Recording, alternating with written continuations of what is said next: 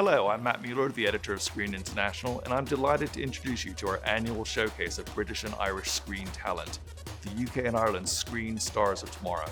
Stars of Tomorrow was launched in 2004, and in the last 16 years, we have highlighted dozens of actors, directors, screenwriters, producers, and heads of department at the earliest stages of their careers.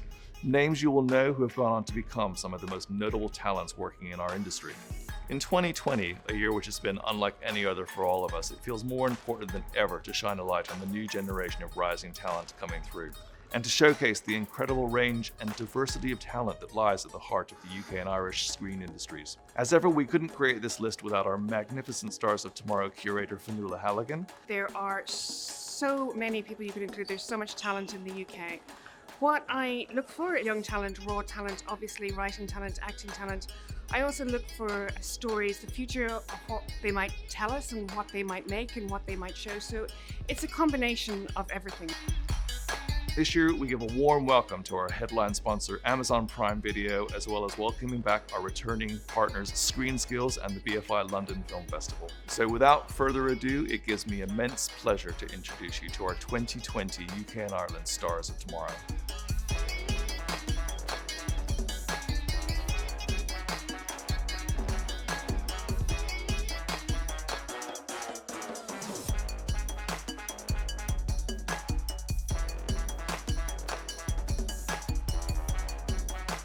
I heard through Roxanne, my agent, that it's quite a prestigious list, and that equally the talent spotter, you, has a very good curational point of view. So she was quite excited that you were quite excited for me to be on it. So I'm quite excited. I knew about it, I think last year, my friend Demiri was on it, the editor, and he was just wearing the most stylish hat ever. And I just remember seeing the pictures and thinking, Em's got so fashionable all of a sudden. So I knew about it because of Em's cool pictures, weirdly. Having done my research, I was very, very impressed and shocked, and it was a huge compliment to know that I was selected as one of the Stars of Tomorrow 2020. I think it's been a gut instinct of mine to be a filmmaker. I've always loved watching film. Growing up, seeing no adequate disability representation gave me that sort of drive and passion to strive to create that myself. I kind of always wanted to do it, and I just sort of thought it was like a pipe dream type thing.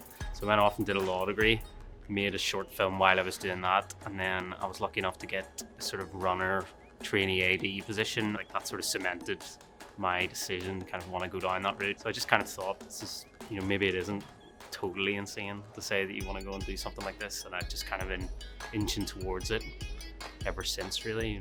In 2011, I guess, in Berlin, and there was a film festival called the Berlinale, and I said to my friend at the time, let's just go and check out this film festival. And I remember seeing this film called Gandu, and I remember turning to my friend and being like, do you think I can be a filmmaker? And it was either that or being a jewellery designer, and she's like, we definitely don't have the patience to be a jewellery designer. So I was like, okay, I'm going to do that. Exactly 3 years later, I had my first short film at the Berlin Film Festival. There's a lot of roles within filmmaking that a lot of people don't know about, and I think having more inclusivity within those roles and skill shares and tutoring and sort of apprenticeships is really important.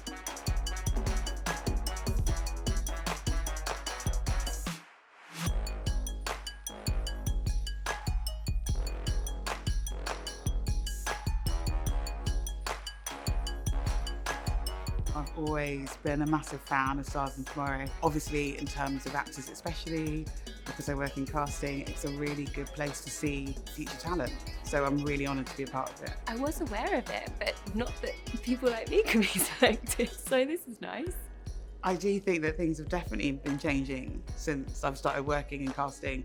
I've been allowed to do lots of really diverse casting, and I'm really proud of that work that I've done.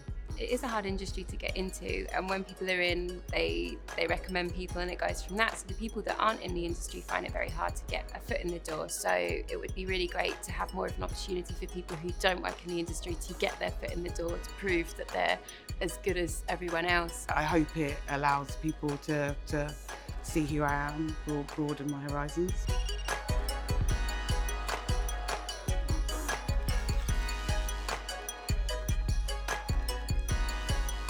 was watching Inception.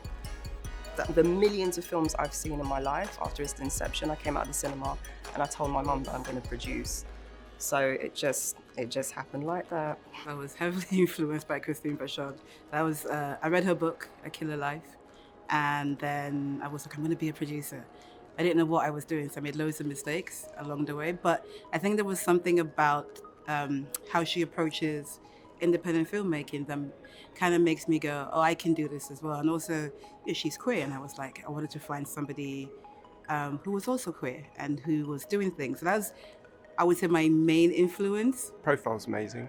I think being recognised for what we're doing and what we've got coming up, I think is going to be extremely valuable to us.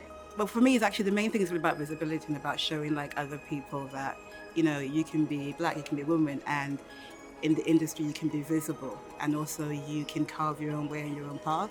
And I think that's the most important thing for me, is about showing people that, you know, this too is possible for you. Because I didn't have that when I was growing up, so this is kind of nice to be able to do. I think producers could get supported a bit more, particularly in the early stages of projects. It's a tough job and you rarely benefit from production support until you actually get into production, and the path to that is really long and arduous. It's just nice to be a part of the next generation of stars of tomorrow.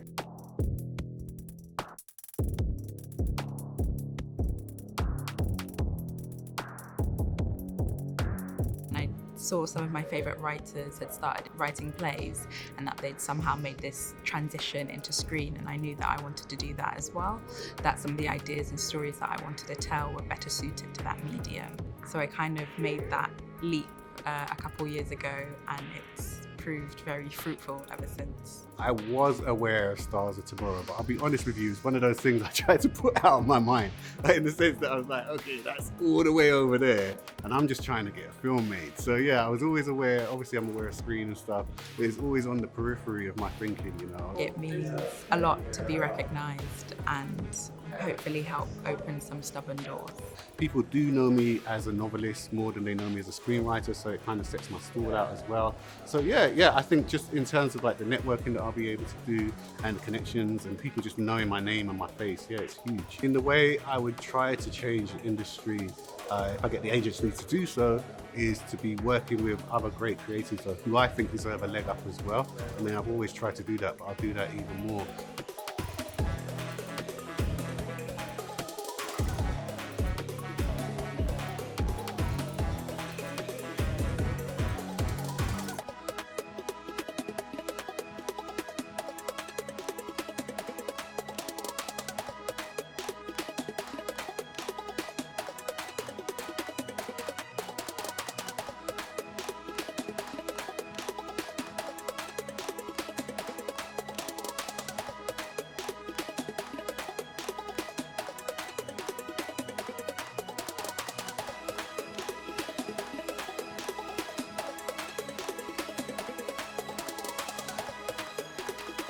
It's recognition. That's a really lovely thing for me to have at this point in my career, and also just the chance to meet everyone today, to build relationships with so many more people in the industry. It's amazing to be amongst such talented writers and actors. Today's been lovely talking to them all, and it's really great to establish connections at the start of your career as well. And so hopefully I can capitalize on that. I feel like we stay safe a lot. We do a lot of reboots about things, and I feel like people have a lot of ideas and people should get the opportunity to share those ideas. It's great to educate, but I think it's about time that now, as people of colour, that we have stories about everyday life, about families that are just going through family issues, or, you know, so people start relating to us on a human level, you know, and the more stories that we can give to the industry about that, the better. It's coming onto our screens more, but for it to be accepted more and just welcomed more, which I think it is in a way, slowly. So I feel very excited to be part of an up-and-coming generation of actors who will have a platform and a voice to use, and I just want to try and use that in the best way possible, and I guess that means learning and educating myself on as much as I can, and really holding on to things that are important to me. It's always something that has been quite aspirational. I've always kind of looked at it and thought, oh, that'd be nice. So very, very surprising and lovely to be part of it now.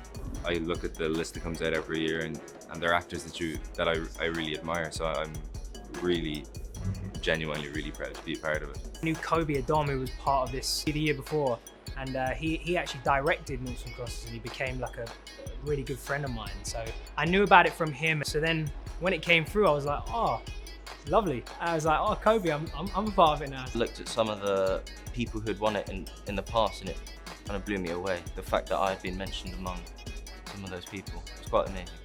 It's such an incredible lineage really to be a part of, and you know, it's a huge honour personally, because when you look at those who've come through stars, they've all, you know, so many people have had just incredible careers. As an actor, it gives me a certain leverage, and when I walk into a room, I could say I was involved in the Screen International Stars of Tomorrow, man, and it's just a good accolade to have, a very good accolade to have, and I'm proud to be a part of this.